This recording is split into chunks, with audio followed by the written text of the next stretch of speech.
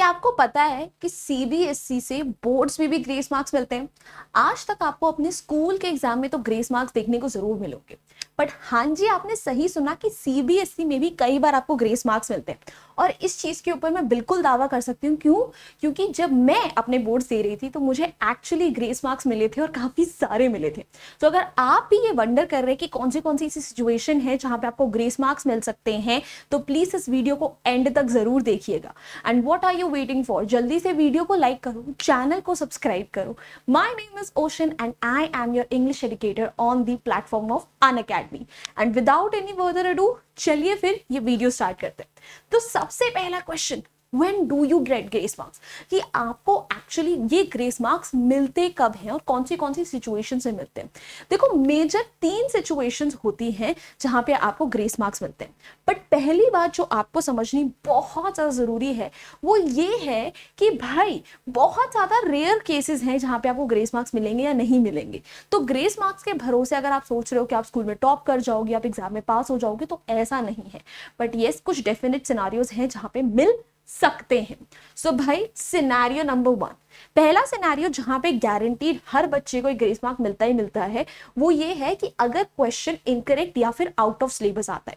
कई बार ऐसा होता है कि बोर्ड्स में भी जो क्वेश्चन गिवन होता है उसमें मिस प्रिंटिंग होती है, या वो क्वेश्चन जो होता है वो सिलेबस के बाहर से आ जाता है, क्योंकि अब तो रिड्यूस सिलेबस भी होने लग गया।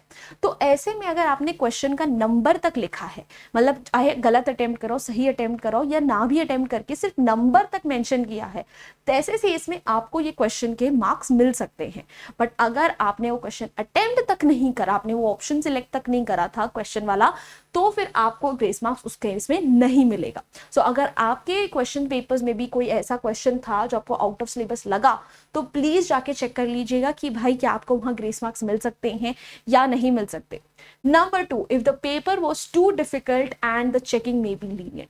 ये मेरे साथ हुआ था जब मेरा क्लास 12 का सीबीएसई का बोर्ड था और हमारे मैथ का पेपर हुआ था और फिजिक्स का पेपर हुआ था। तो उसमें मुझे काफी ग्रेस मार्क्स मिले थे। क्यों मुझे ऐसा पता है? क्योंकि मैंने पेपर लेजिट छोड़ा था, बट पेपर इतना लंबा आया था कि पार्लियामेंट तक में बात उठ गई थी कि भाई बहुत सारे बच्चों का पेपर बहुत खराब गया है। तो ऐसे केस में सीबीएसई को फिर काफी लीनियंट चेकिंग करनी पड़ गई थी और काफी सारे बच्चों को ग्रेस मार्क्स देने पड़ गए थे। ठीक है, तो ऐसा हो चुका है हमारे साथ। बट आपके लिए एज सच एक पेपर के ऊपर इतनी लंबी बातचीत नहीं कहीं पर छिड़ी है, but it can happen, it might happen कि कुछ पेपर्स जो बहुत डिफिकल्ट हो तो इंटरनली सीबीएसई के इंस्ट्रक्शंस आ जाए कि भाई इस पे चेकिंग थोड़ी लीनियंट कर सकते हो। और कई बार ये चीज जो है वो टीचर पे भी डिपेंड कर जाती है कि अगर आपको टीचर अच्छा मिल गया, ठीक है, तो वो भी आपकी लीनियंट चेकिंग करके आपको थोड़े बहुत एक्स्ट्रा मार्क्स दे देते हैं। Number 3, if a student is facing failing borderline and needs an extra or 2 marks to pass। कई बार ऐसा होता है ना कि मतलब कुछ बच्चे होते हैं जो हार्डली 1 या 2 नंबर से फेल हो रहे होते हैं।